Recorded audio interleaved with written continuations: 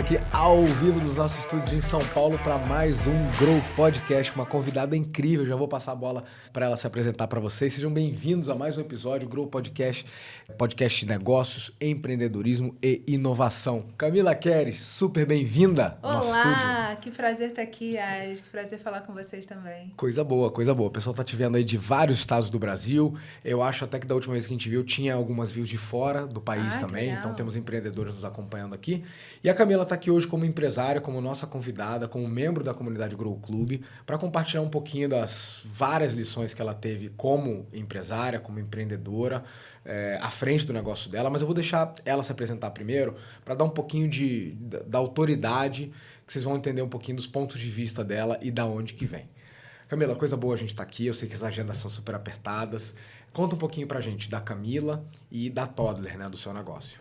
Então, eu sou Camila Keres, eu sou CEO do Grupo Toddler Desenvolvimento Infantil. O Grupo Toddler tem várias unidades de negócio, todas unidades voltadas para o atendimento das famílias. Então, a gente trabalha com foco em primeira infância, então a gente tem uma unidade de negócios B2C, que é uma unidade de berçário na Vila Olímpia, a gente atende crianças até 6 anos. E a gente tem uma unidade de negócios B2B, que é voltada para as empresas, então a gente faz a implementação e a gestão de berçários corporativos dentro das empresas. Então é um benefício que está muito ligado ao empoderamento feminino, à criação de rede de apoio para mulheres, às lideranças femininas, à equidade de gênero, tantos temas, né, importantes para o mundo de hoje. Então a gente tem muito orgulho de trabalhar dentro das empresas, oferecendo esse benefício e trazendo um pouquinho da família para dentro do ambiente corporativo. Então, esse é o trabalho que a gente desenvolve hoje, já há 9 anos, com algumas empresas grandes, né? A Whirlpool, Unilever, enfim, são empresas com quem a gente trabalha hoje. Que bacana. Gente, assim, eu tive o prazer de conhecer, né? Inclusive teve uma edição do Grow, depois a gente vai contar que a gente pôde visitar, né, uma das unidades da Toddler. Então, eu conheço esse negócio, ele tem várias facetas incríveis, né? Tanto o aspecto família, o aspecto do pós-pandemia, que a gente está repensando o espaço de trabalho e a utilidade desse espaço de trabalho, né? A questão da maternidade durante a carreira, né? Então, o seu negócio ele toca em várias coisas incríveis. Mas eu quero começar explorando o seguinte: você tem um negócio que, ao mesmo tempo, B2B, porque você tem um contrato, uma parceria com esses grandes clientes, com a Whirlpool, com a Unilever, e você também tem clientes B2C. Começa falando pra gente, pra quem tá te conhecendo agora, isso cria alguma dificuldade, algum desafio a mais do ponto de vista de gestão? Como é que funciona isso? Então, mesmo a minha unidade B2C, eu quase considero como um B2B2C, sabe? Tá. Porque eu tenho um contrato com a empresa, que é quem me contrata efetivamente para fazer a implementação do benefício dentro do espaço, mas no final das contas o meu cliente final são as famílias, né? São os colaboradores da empresa. Então, dentro das empresas, essa relação é um pouquinho mais complexa, porque ao mesmo tempo que eu faço esse diálogo com a empresa em si, eu também tenho um diálogo muito forte com os pais. Então, sempre que eu apresento o benefício para uma nova empresa, a gente participou agora do CONAR, que é a maior feira de RH da América Latina, com um stand lá, eu falo que é um tripé. Então, dentro da empresa, a Toddler, ela faz esse meio de campo entre as famílias e o que as empresas esperam efetivamente do benefício, que não necessariamente condiz com o que a família espera, enfim. Então, a gente faz essa triangulação aí. Dentro do B2C, o canal ele é mais direto, né? Porque o meu contrato já é direto com o pai, com a família, enfim, com o responsável legal. Então, já é um contato um pouco mais convencional, né? Muita gente nem sabe que existem espaços assim, voltados para a família, para atendimento de crianças, dentro de prédios corporativos. Então, a gente está num prédio gigante no Morumbi, no 5º andar, ocupando várias salas que se transformaram efetivamente... É quase um portal dentro da empresa, as pessoas chegam e aí tem criancinhas, tem, enfim, brinquedos coloridos. Sim. É um espaço muito diferente daquele que a gente imagina de um espaço cinza, de concreto, corporativo, né? Exatamente. Que bacana. Então, para você que não conhecia, grandes empresas têm parceiros como a Toddler e oferecem para os seus funcionários o benefício de poderem levar as suas crianças para o ambiente de trabalho, que na verdade chega lá, como a Camila falou, não é um ambiente de trabalho, né? É um ambiente próprio para a educação. E também não é uma brinquedoteca, é uma empresa de educação, né? Tem que deixar isso claro. Exatamente. Então, a gente fala que educar e cuidar, eles caminham em paralelo na primeira infância. Um não existe sem outro, mas não são a mesma coisa. Então, você tem espaços de cuidado e você tem espaços de educação. A Toddler é um espaço de educação e cuidado, porque a gente atende crianças que não necessariamente têm autonomia autonomia para terem seus próprios cuidados. Enfim, Claro. a gente tem de crianças de 4 meses, imagina, muito pequenininhas, na volta da licença maternidade até os 6 anos. Então, educar e cuidar juntos. A gente tem um currículo super estruturado, trabalhando com expectativas de desenvolvimento por faixa etária, muito alinhado aos marcos de desenvolvimento que os pediatras falam para as mães, enfim. Isso aparece muito no nosso currículo e sempre brincando. Para a gente, brincar é a ferramenta pedagógica mais importante e mais potente que existe. Então, é brincar dentro do prédio da Unilever, dentro do prédio da UIRPO. Perto da mãe, Perto do da pai. mãe, perto do pai, apoiando o aleitamento materno, enfim, é um projeto bem bacana, assim, cheio de propósito, sabe? Cheio de valor. Que bacana, dá pra ver teu brilho no olho. É. Dá um passo atrás, como é que nasceu a Toddler? Como é que é a tua história como empresária? Muita gente vê empresas grandes de sucesso, e a Toddler é um baita case, né? Mas às vezes não conhece um pouco dos bastidores e como é que chegou até ali. Como que nasce uma empresa desse tipo? Essa pergunta é muito bacana, porque assim, ninguém nasce empresário. Assim, na minha concepção, eu pelo menos não nasci. E eu conheço várias pessoas que não nasceram empresárias. Eu era uma excelente técnica. Em que sentido? Eu fui educadora por muitos anos. A minha formação é em educação, né? Em letras, primordialmente, depois em pedagogia. E aí eu comecei a enveredar para o ambiente fora da sala de aula, em escolas internacionais que eu trabalhei aqui em São Paulo e no Rio também. E aí fiz cursos no exterior, cursos no Brasil, me aperfeiçoando na parte de gestão escolar. E daí a gente conversou em família, falou assim, nossa, vamos abrir um negócio. Eu falei, cara, não dá para ser uma padaria. Assim, tudo que eu sei fazer, toda a minha formação está voltada para a educação, né? E aí eu decidi abrir uma escola. Só que o mercado de São Paulo é bem saturado de escolas. Acho que é um dos mercados no Brasil mais saturados, principalmente de grandes escolas.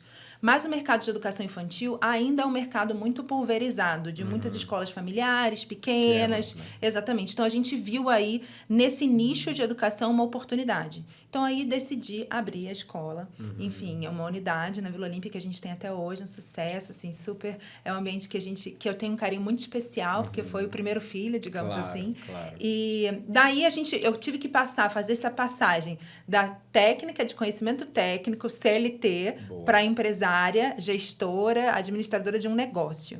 E daí que vem, o empreendedor, ele nasce e nessa constante luta diária de entender como é que um negócio funciona, como é que se faz a gestão de pessoas. E aí você nasce de novo quando aquele negócio cresce, você tem que fazer a gestão de um negócio maior. Então, assim, é um processo de crescimento, de evolução que eu sinto muito constante. A gente tem feito um esforço agora muito proativo de sair do estado, de sair do município. Então, vai ser um outro nascimento, aí uma outra aprendizagem, um outro salto de fazer a gestão de uma rede um pouco maior em lugares muito mais distantes, onde eu tenho mais dificuldade de comunicação. Então, a gente já está se preparando para esse momento. Então, ser gestor e ser administrador e ser empresário é um constante se preparar para aquilo que está por vir. Que você nem sabe quando vai vir. Adorei. Ou como vai vir. Mas a gente precisa estar sempre de olho. Eu demorei bastante a aprender isso. O Grow foi uma ferramenta para mim super importante, assim. Eu sou uma excelente executora e eu sentia que eu precisava desenvolver esse lado de olhar do futuro para onde o negócio vai, quando, como, com quem. Isso é super importante. E aí hoje eu tenho tentado trabalhar, eu tenho trabalhado mais isso na minha cabeça e no meu negócio. Com mais clareza. Com mais clareza. Que bacana. Eu adorei que você fez a analogia do primeiro filho, porque assim, dizem que quando nasce uma criança, nasce um pai e uma mãe junto. E quando nasce uma empresa, nasce um empresário junto. E é só aí, tal qual a paternidade, você que tem filhos e trabalha com crianças vai entender a minha analogia, é que a gente se sente despreparado, ignorante, né, frente ao desafio, né, ignorante na acepção pura da palavra, de desconhecer, e começa a correr atrás, né, de melhorar e de conquistar os conhecimentos necessários para aquela tarefa. E aí, muitos dos empresários que nos assistem aqui, que acompanham o podcast, estão ainda nessa jornada, porque ela não termina. Assim como você nunca é um pai e uma mãe finalizados e preparados e prontos, você vai evoluindo conforme a necessidade da empresa ou do filho. Então, foi bacana que você falou dos momentos e dos saltos. Administrar uma empresa recém-aberta é completamente diferente de administrar a empresa na fase de tração, que é completamente diferente de administrar a empresa na fase da escala. Eu queria pegar uma lição sua de mais ou menos de cada fase. Você já está aí com quase uma década desse negócio, que já é um grande sucesso, tem grandes clientes, está expandindo. Se a gente fosse fatiar em 3 grandes momentos, os primeiros anos, depois a estabilização e agora o ciclo que está entrando, que é mais de expansão e escala. tem alguma lição de cada um? Porque eu imagino que cada um que está nos vendo agora, independente do segmento, está em um desses momentos. Ou acabou de abrir, ainda está botando as coisas de pé, ou está arrumando a casa, ou já está em expansão. O que você compartilha com a gente? Então, hoje eu tenho muito a cabeça voltada assim, para pessoa, processo e ferramenta. Eu acho que no começo do negócio as pessoas são ainda muito importantes, mas eu estava muito focada em achar quem estaria comigo nessa jornada. Quem vai começar isso comigo e como é que eu vou fazer para manter essas pessoas que eu vou descobrir que são excelentes do meu lado. E aí, nesse meio do caminho, aí na adolescência da empresa, digamos assim, né, passei uma fase de processo. De vamos sistematizar, vamos escrever, vamos pautar o que gera, o que faz o resultado ser bom, independente de eu estar aqui ou estar em Minas Gerais. Então, os processos, eles são ainda muito importantes, como são as pessoas, mas eu acho que eu foquei nessa adolescência bastante nos processos, para garantir que a minha segunda unidade tivesse o mesmo padrão de qualidade da primeira e que eu conseguisse garantir esse funcionamento num padrão. E hoje eu estou muito nessa pegada da ferramenta e da visão de futuro. Implementar mais ferramentas que transformam esse trabalho num trabalho mais ágil. A gente é um serviço muito intensivo em mão de obra, que eu consiga dar para as pessoas mais conforto e mais eficiência para o trabalho delas e que talvez eu precise de menos pessoas para fazer a gestão do mesmo negócio com a mesma qualidade. Bacana. Isso olhando... De novo, em expansão, em crescimento, enfim. Você vê que não é excludente, né? Não é que agora eu não penso mais em pessoas, eu não penso mais em processos. Na verdade, eu tive que revisitar muitos processos. Processos que não funcionavam, que não estavam sendo aplicados, que não serviam mais para onde eu queria chegar. Fizeram sentido lá atrás. Lá atrás não faziam mais. Excelente. Mas, assim, hoje eu estou muito nessa pegada da ferramenta e do olhar para o futuro, de fazer o trabalho, a prestação de serviço mais ágil. Boa. Isso, a gente pensando na nossa prestação de serviço final, é cuidar das crianças. Sim. Mas tem todo um background atrás, né? Todo um backstage que as pessoas não veem, que faz com que aquele serviço chegue cada vez melhor para as crianças e para as famílias. A Toddler, ela é um hub de soluções para as famílias. Então, hoje a gente vende comidinha saudável para as crianças, a gente leva corte de cabelo dentro do berçário. O que a gente começou a perceber é que existem 2 pontos muito focais na primeira infância, é o pediatra e a escola, né? Os pais ouvem muito, né? E se conectam muito dentro dessa rede de apoio.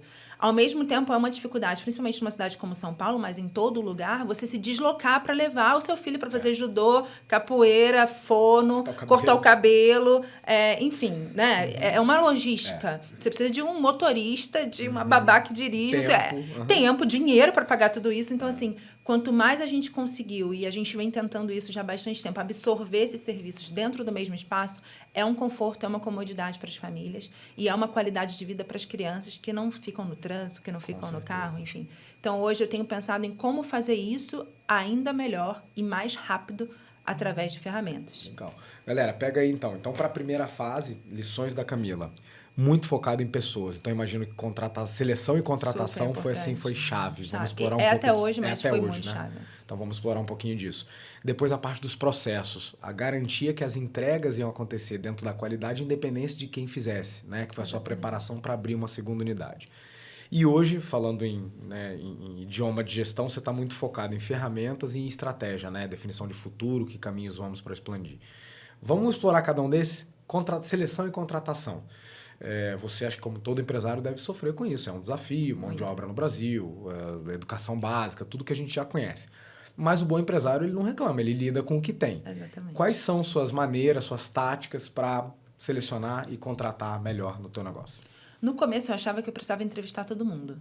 Que todo mundo tinha que passar por mim em algum momento. Legal. E aí, com o trabalho crescendo, a empresa crescendo, você começa a perceber que você não dá conta de fazer isso, olhar o financeiro, tipo assim, não dá, né? Então, eu comecei a criar estratégias, processos para que esse processo seletivo, ele fosse possível ser delegado. Então, hoje eu tenho várias pessoas que fazem entrevistas e processos de seleção. Tem empresas que a gente contrata também.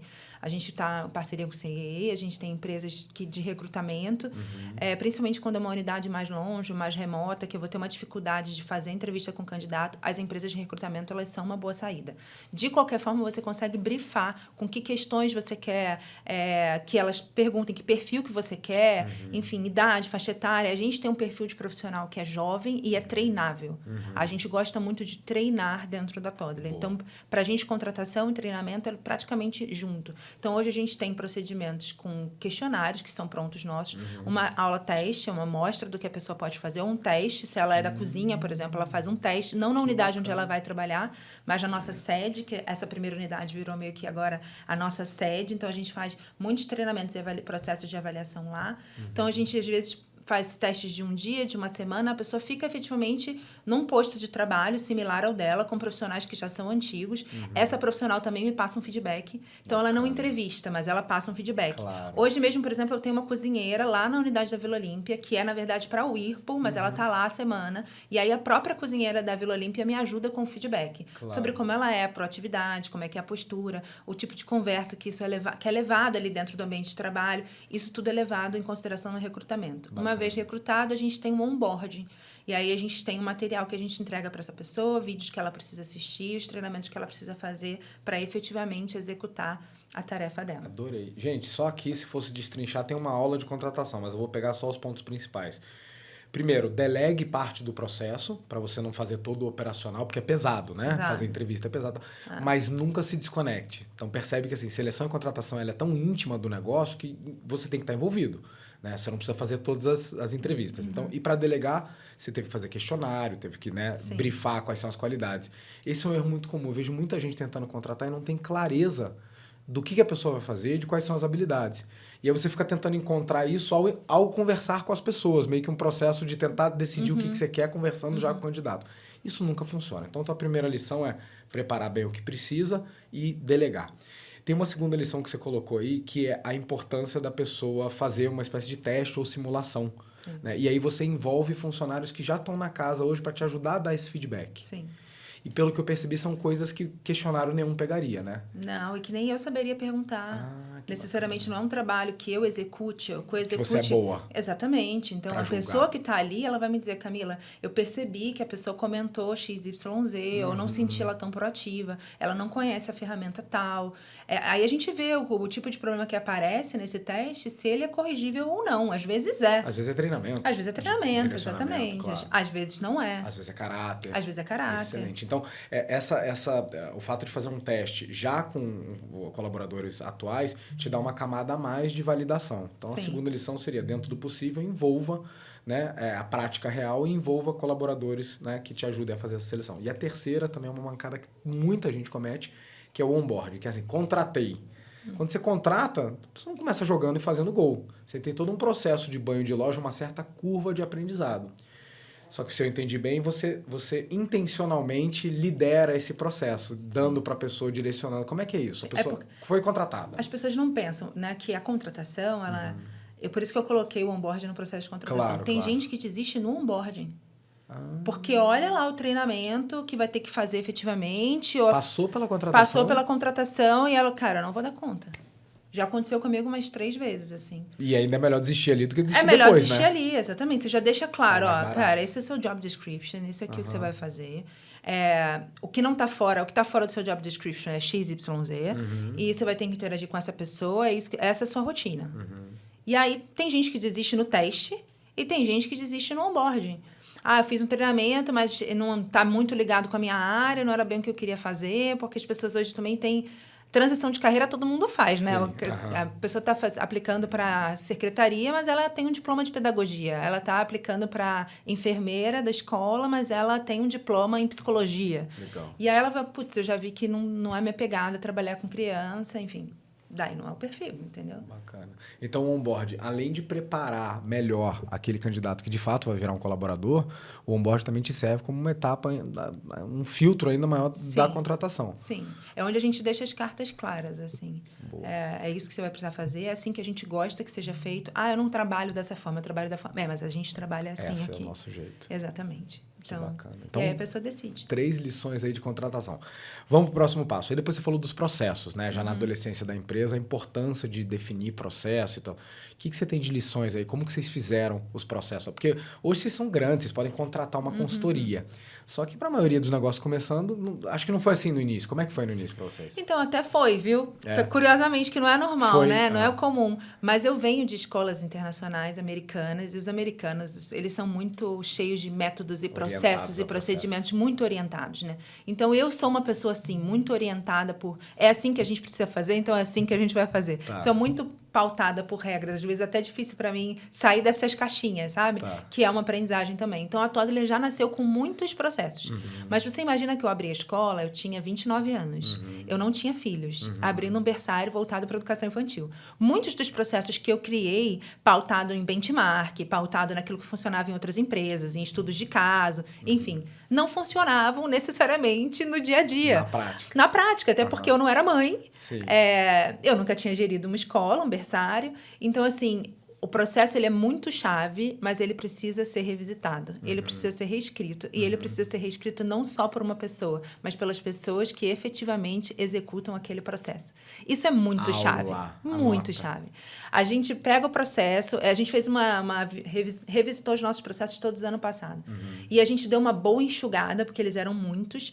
E a gente chamou a galera da cozinha, por exemplo, e falou assim, cara, esse é o procedimento que a gente tem hoje para pedido de hortifruti, de mercado e tal. Esse é o procedimento que a gente tem para coleta de amostra. Esse é o procedimento que a gente tem para conferência dos materiais que chegam. O que é que não funciona? O que é que funciona? E o que é que poderia ser diferente? Com a própria pessoa que executa o trabalho. Com a própria pessoa que executa. E não é uma coisa questão técnica. Você vê que eu estou falando de uma funcionária de cozinha. Ela vai falar assim, cara, Camila, tem dia que chega aqui o pedido, eu não consigo anotar direito esse formulário, o quadradinho é muito pequeno. São coisas assim... Detalhes que agilizam muito o trabalho dela. Ou tem muitos itens aqui que a gente não usa há muito tempo, que estão fora do cardápio, e aí fica aqui e me atrapalha. Às vezes eu marco por engano. Putz, isso tudo, quando eu for para o computador, eu já sei exatamente o que eu preciso mudar para fazer o trabalho dela mais rápido. E, ao mesmo tempo, quando a gente implementa um processo com a parceria da pessoa, ela tende a reclamar um pouco menos. Porque ela fala, cara, eu participei desse processo. Eu também sou autor disso. Eu também sou autora disso aqui. Eu também falei o que funciona, o que não funciona. Então, assim, envolver as pessoas é super importante. Envolver não é necessariamente, vamos marcar uma reunião, um call. É ir lá e perguntar, cara, isso aqui está funcionando? Assim, a pessoa vai te dar 30 segundos do tempo dela, que às vezes vão resolver um problema gigante. Ela vai te dar uma dica assim, não está funcionando. O cara entra aqui, ele pede café, não sai, e aí eu já sei que eu tenho que chegar. Entendeu? Então, assim, às vezes não é nem você que vai fazer, é outra pessoa. Mas estar atento de que esses processos, primeiro, eles precisam existir. Eles precisam existir de forma física, concreta, não necessariamente impressa, mas física em algum lugar, não na sua cabeça. Não só na sua cabeça. Ele precisa ser treinável, assim, a gente precisa poder conseguir explicar para as outras pessoas o que precisa ser feito, e ele precisa ser revisitado de forma colaborativa, né? Com coparticipação. Bacana. Porque aí você envolve mais gente, se divide até a responsabilidade. Claro. E o seu treinamento é todo em cima desses processos? Desses processos. Então, a gente tem lá o onboarding administrativo. Então, a gente tem já os processos principais para a pessoa começar a trabalhar. Às vezes, eu não consigo colocar tudo. Boa. Mas eu coloco aquilo que vai fazer, day one. É isso aqui que você vai fazer. E assim, aí vai ter... Tem sempre alguém do lado nos primeiros dias, tá? Claro. Então, a gente também trabalha muito com co-líderes. Então, a gente tem uma professora que é especialista em adaptação. Então, ela roda as unidades quando tem uma professora nova, treinando a professora nova do berçário. A adaptação, para quem não sabe, não tem filho, é quando o bebê entra no berçário, às vezes muito pequenininho, 4 ou 5 meses ele está em adaptação. A gente fala em adaptação para o bebê e em acolhimento para a mãe e para o pai, né? Para a família. Então, essa professora, ela faz isso há muitos anos. Ela é muito... uma etapa bem específica. Bem específica. Como tem outras etapas, por exemplo, alguém que seja especialista em desfraude, alguém que seja especialista na aquisição da marcha, nessa virada do ganho de equilíbrio. Então, essas pessoas, elas sabem muito mais sobre isso do que eu sei. Claro. Mas o que eu sei é que mais gente precisa saber o que elas sabem. Claro. Então, eu preciso fazer isso acontecer. A minha responsabilidade é essa, disseminar as boas práticas. Adorei. Pessoal, então vamos extrair aqui 3 lições disso aí de processo. Primeiro, eles têm que existir. Então, o empresário que fala, eu tenho processo, mas está na minha cabeça, não tem. Não tem. Né? Então, porque muito provavelmente, se eu perguntar para ele e para os colaboradores, cada um vai dar uma resposta diferente de como que aquela tarefa é feita. Então, primeiro é existir até para mudar e melhorar. Né? Segundo, muito treinamento. Não adianta escrever o processo e guardar ele numa gaveta ou num drive, em alguma coisa. O treinamento tem que ser em cima daquilo. E o terceiro que você falou é revisitar constantemente com as pessoas que fazem o trabalho. Porque isso não só, a Camila estava apontando que isso não só você tem acesso a um conhecimento que provavelmente você como empresário não teria, como você falou, o dia a dia da cozinha, o recebimento, o acolhimento, o desfraude, são aspectos técnicos de só quem está, como a gente chama ali, nas trincheiras, vai conseguir saber. E você, de quebra, você tem essa tangibilização dessa inteligência coletiva dentro do processo. Então, as pessoas se sentem parte. Né? Eu ajudei a definir a maneira como a gente faz o recebimento, eu ajudei a definir, ou no mínimo eu fui ouvido, né? Eu fui perguntado, eu fui envolvido. Então, dicas de ouro. Vamos para a terceira fase aí, para esse salto agora que vocês estão passando. Vocês estão chegando num momento que eu imagino que vários desses processos já estejam se estabilizando e que vocês encontraram as melhores maneiras de fazer cada coisa e vocês estão crescendo, estão fechando grandes clientes, novos clientes, saindo daqui de São Paulo e os seus clientes são majoritariamente grandes empresas, né, que oferecem isso como benefício. Qual que é esse salto de sair de arrumar a casa para um salto agora de excelência, de que a casa está arrumada, eu já tenho o processo. Por exemplo, para abrir uma nova unidade, hoje é mais rápido, é mais fácil, se um cliente ligar e quiser num tempo recorde. Essa nova fase, ela representa o quê? Quais são esses novos desafios? É a fase que a gente está agora, então é uma fase que a gente está bem vivendo todos esses problemas, assim, de como se tornar mais rápido, mais ágil, perdendo o mínimo de eficiência. Tá. Então, assim, a gente vai visitar um berçário, por exemplo, em Manaus. É longe. Sim. Eu fui visitar um berçário em Joinville semana passada. Também não é tão perto. Então, assim, que tipos de ferramentas a gente pode ter agora e o que a gente precisa ter internamente, o que a gente precisa também terceirizar. Isso também é algo que a gente tem pensado bastante. Por exemplo, a nossa contabilidade hoje é externa. Será que eu vou precisar disso internamente? Ou a gente tem cozinhas hoje que são internas e tem uma cozinha que é externa, fornecedor da alimentação das crianças. Será que eu vou migrar para a internalização de todas as cozinhas ou se eu vou terceirizar esse serviço? Então, assim, a gente está pensando em estratégias para tornar o negócio mais leve e, portanto, mais replicável. Repara que o modelo de escola, e qualquer escola, no meu caso é um berçário, mas qualquer escola de educação básica, é um modelo de negócio antigo. Sim. Extremamente presencial, né? Ele precisa de um predial enorme. Mão de obra. Você tem aluno, você tem que ter mais espaço, você tem que ter mais mão de obra. A escala, ela efetivamente, ela traz mais custos quase que diretamente. Porque, assim, no meu caso, a gente trabalha numa proporção mais ou menos de 5 crianças por adulto. Se entram 5 crianças, eu tenho que contratar mais gente. Claro. Eu tenho que ter mais sala. Não tem mágica. Então, não tem mágica. É um modelo de negócio que não é que nem um aplicativo, uma startup, entendeu? Sim. Que você ganha escala muito rápido, vender curso na internet. Não é assim. Uhum. Então, a gente está pensando em modelos que possam simplificar isso, esse formato de trabalho, sem prejudicar a qualidade do serviço que a gente presta, porque o nosso público é extremamente sensível, você imagina. E, ao mesmo tempo, a gente ser mais rápido e mais ágil. Então, a gente está nesse processo de scanner, de diagnóstico, assim. O que vale a pena? A gente já fez um teste esse ano, foi um ano de teste para a gente. A gente internalizou alguns serviços e externalizou outros. Então, a gente está avaliando. Então, a gente usou esse ano de 2023 muito para teste. A gente terceirizou uma cozinha, uma delas só. Foi o primeiro ano que a gente fez isso. A gente contratou mais pessoas para o nosso setor administrativo do que a gente efetivamente tem necessidade para ver se o volume de trabalho com o aumento de escala ali realmente é maior ao ponto de eu ter que ter isso dentro ou se eu posso continuar deixando fora. Então, tem toda uma série de testes que a gente está girando para agora, no início de 2024, olhar e falar assim, não, é isso que a gente vai fazer para 2024-2, segundo semestre. Bacana. Então, veja, a lição que você deixa aqui, um negócio, ele tem uma configuração diferente se ele for um negócio de operação local e se ele for uma operação mais escalada, onde eu vou ter bases distribuídas e tal. Eu preciso pensar outras maneiras de gerir, né? Então, já adorei essa lição. E tem uma outra lição que você traz, que é o seguinte, tem artigo meu, inclusive, publicado no jornal falando disso. Nem todo negócio é escalável na sua acepção original, né? Que é você descolar a curva de resultado da curva de custos. Mas todo negócio é crescível. Então, mesmo um negócio como o seu, e aí fica o recado para todo mundo que tem um negócio físico, tradicional, que precisa de produção, né? Que precisa de espaço, infraestrutura, não é porque ele não é escalável tanto quanto um aplicativo ou um infoproduto que ele não é crescível, que você não possa tomar decisões que minimizem o investimento de recurso ou as despesas e maximizem a qualidade e o resultado. Então, o que você está falando reanalisar as configurações do negócio para tornar ele mais leve, para que ele seja um pouquinho mais crescível do que o que ele é. Agora, você não vai perder a sua característica-chave, vai continuar sendo berçário, vai ter infraestrutura física, vai ter professor, suas unidades têm coordenadora, eu conheço, né, bastante, mas isso vai continuar existindo, só que de maneira mais leve, certo? Isso, não necessariamente isso aumenta o custo para o consumidor final, para quem está contratando o meu serviço.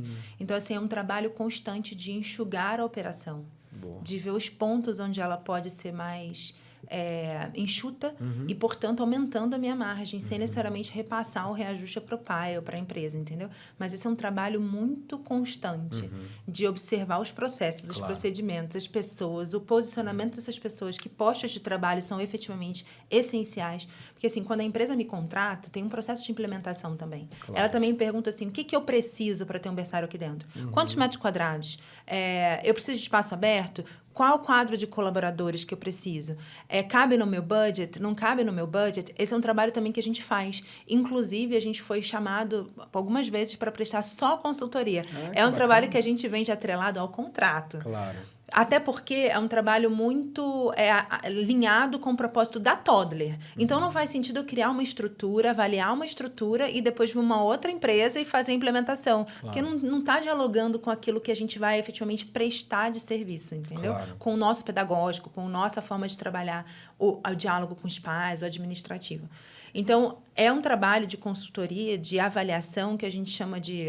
A gente manda até um estudo de avaliação, né, diagnóstico para a empresa. Então, você me diz assim, Camila, eu tenho 10 metros quadrados, eu consigo fazer o atendimento? Não consegue. Então, aí essa avaliação, ela me mostra muito o quanto o nosso trabalho também ele pode ser pautado por métrica, por dados, por benchmark, por o que funciona em outras empresas, o que não funciona. O mercado de educação, por muito tempo, foi um mercado muito do afetivo e do familiar e pouco da gestão. Sim. Então, essa também foi uma mudança. As redes, né, as grandes redes, os grandes grupos de educação hoje, grupos gigantescos, né, que não chegaram ainda ao ensino infantil, né, educação infantil, mas estão chegando. Então, na educação básica, eles começaram lá nas universidades, nessas compras todas que a gente viu de universidades. Fundos estrangeiros entrando. E aí agora a gente está vendo na educação básica isso acontecendo, grupos também adquirindo escolas, mudando a marca ou não mudando a marca. E a gente começa a ver uma tentativa de movimento na educação infantil, que é o mercado mais pulverizado de todos, de pequenas escolas, e que a gente não consegue contar em número de alunos, né? Porque muitos dos valuations para a educação básica, para universidades, era per capita. Sim. Então, a gente tem 3.000 alunos, 4.000 alunos. Escola de educação infantil não tem 3.000 alunos. É sempre muito pequena, e elas não são escolas de rede, em maioria. Então, assim, essa virada de uma escola para uma escola de rede, ou de um negócio para um negócio de rede, tem que mudar seus processos, tem que mudar seu custo. É outro business. É outro business.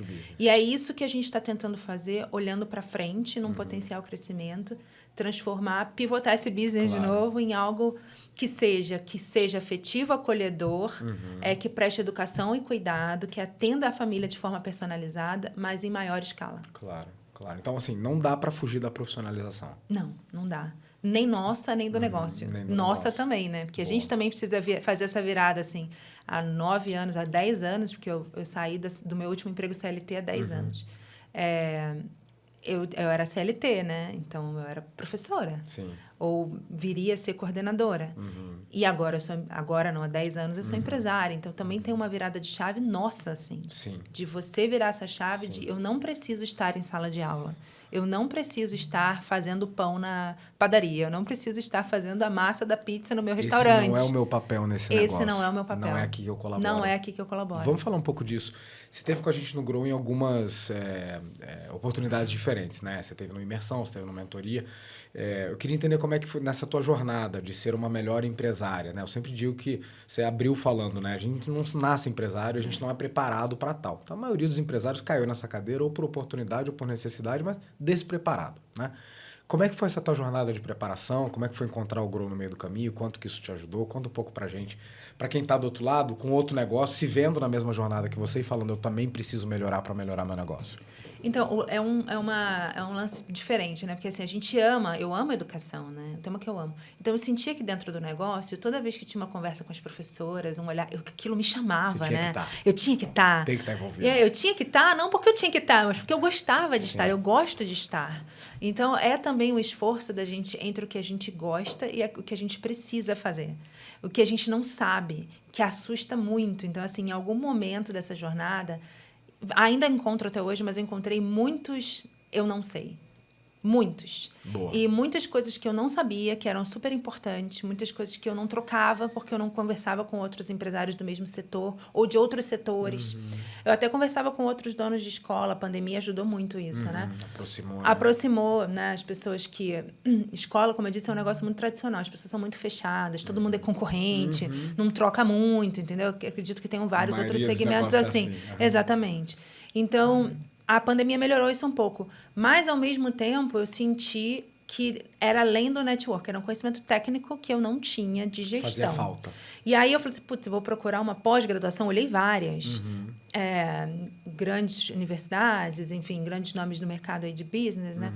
Eu falei, cara, mas isso vai tomar 2 anos. Eu não tenho 2 anos. Eu preciso de alguma coisa, assim, amanhã, para começar a fazer diferente, sabe? Então, aí eu comecei a procurar os grupos de negócio. E uma conhecida minha, de Brasília, dona de escola, tinha feito a imersão do Grow. E me falou... O Grow foi o primeiro treinamento específico que eu fiz para business, para gestão. Que bacana. Eu tinha feito outros cursos fora para gestão e educação. É como se você se tornasse um principal, um diretor de escolas internacionais. E essa formação, ela te habilita a ser diretor de uma escola internacional. Mas a escola internacional é muito diferente, é K-12, né? Tipo, do pequenininho até o ensino médio. Não é o meu caso. O meu caso é um negócio muito específico, né? E muitas vezes as escolas nem fazem atendimento para crianças de 4 meses, né? É o berçário, efetivamente. E sem contar que diretor de escola não é a mesma cadeira de empresário. Não é a mesma cadeira de empresário. E daí, foi a primeira vez que eu busquei o Grow. E foi ótimo, assim. Eu aprendi muito com pessoas de outros segmentos. Isso também é uma troca que enriquece muito, que cada vez eu valorizo mais, conversar com pessoas de outros setores. Porque a gente fica, vou olhar, não, mas o cara não é de restaurante, o cara é de tecnologia. Putz, tem muita lição aí, né? Então, eu comecei a ouvir muito, principalmente no Grow, essa troca com pessoas de outros segmentos.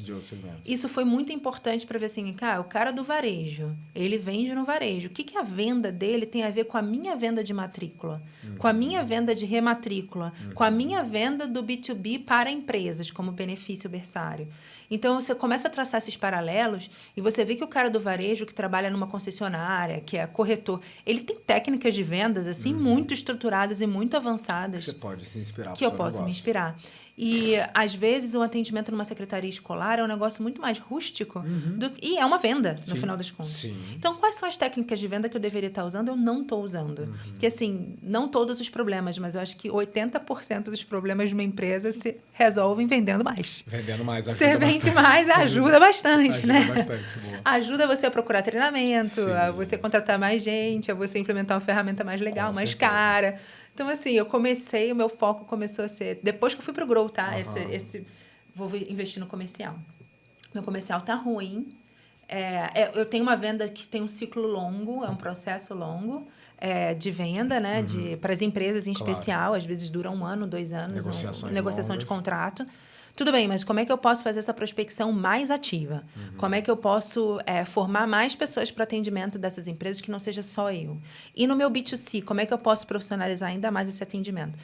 Então, aí, depois do Grow, contratei uma pessoa que eu conheci no Grow. Bacana. Pois é. Para implementar os funis. Para implementar os funis, a gente não tinha ferramenta de funil, para a gente fazer prospecção ativa na internet, fazer roteiro, script de venda, para ver que pessoas tinham perfil de venda dentro do negócio, se eu ia ter que trazer alguém de fora. Agora, a gente pensou em trazer alguém de fora novamente. A gente está criando um setor comercial específico, separado. É um setor comercial com 3 pessoas, mas é um setor comercial. Que a gente não existia antes. Então, assim, tudo isso é um movimento. E, para mim, essa é muito a dica, assim, é estar em movimento, sabe?